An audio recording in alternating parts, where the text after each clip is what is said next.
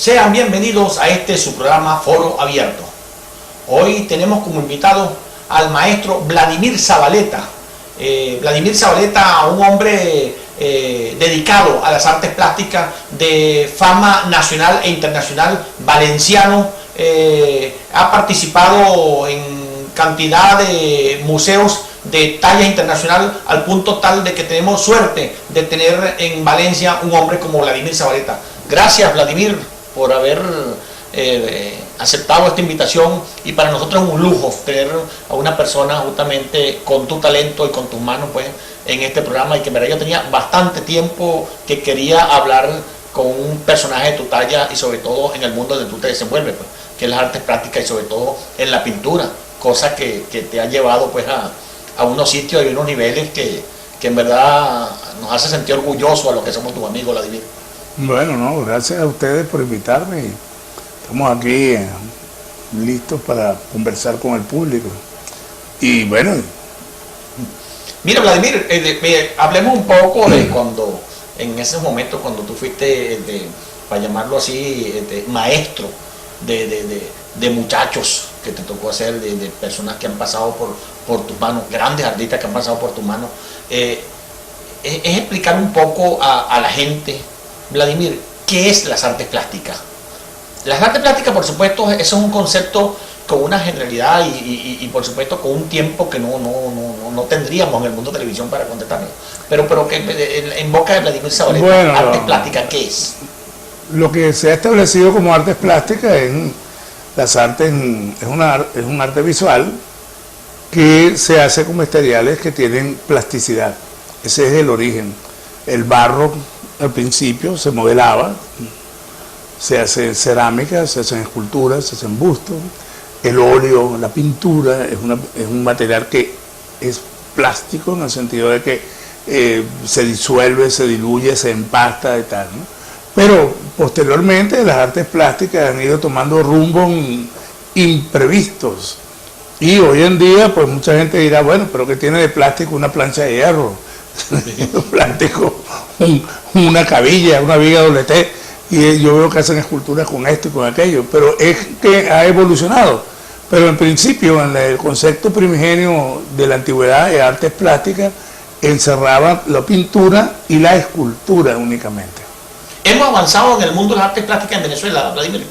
Enormemente. Venezuela ha participado en el concierto mundial a través del arte precolombino, con todas las etnias como los mayas, que no son venezolanos, pero que son etnias autóctonas, los indios tacariguas, los chacopatas, los caribes. O sea, ha habido antes de Colón y después de Colón hubo una especie de integración o traslación del arte europeo, de la pintura europea, a las necesidades de la civilización americana naciente, o sea, naciente en el sentido de que eran españoles radicados en América que comenzaban una nueva vida.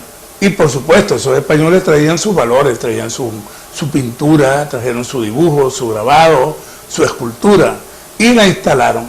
Como no había medios, de aquí no había mármol, aquí no había bronce, aquí no había nada de esto, entonces se impuso más que todo la talla en madera, la talla policromada que se desarrolló durante la colonia. Entonces hubo una serie de artistas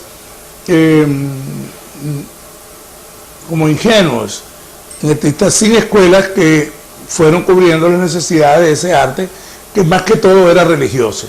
Habían cristos, vírgenes, santos.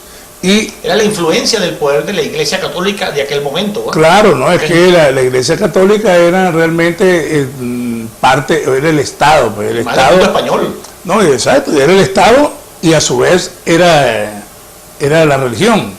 Entonces había una gran influencia en todas las actividades sociales y culturales de la colonia, pues. Pero eso prácticamente es en el mundo, ¿verdad, Vladimir? Porque uno observa a un Velázquez del momento, y para ponerlo de ejemplo, y muchas pinturas de la época, y tienen que ver mucho sobre todo con santos, con vírgenes, bueno, claro, justamente la influencia española, no solamente aquí, en ellos mismos también, no, bueno, en la misma Europa. Claro, lo que pasa es que el poder de la Iglesia era básicamente absoluto, pues.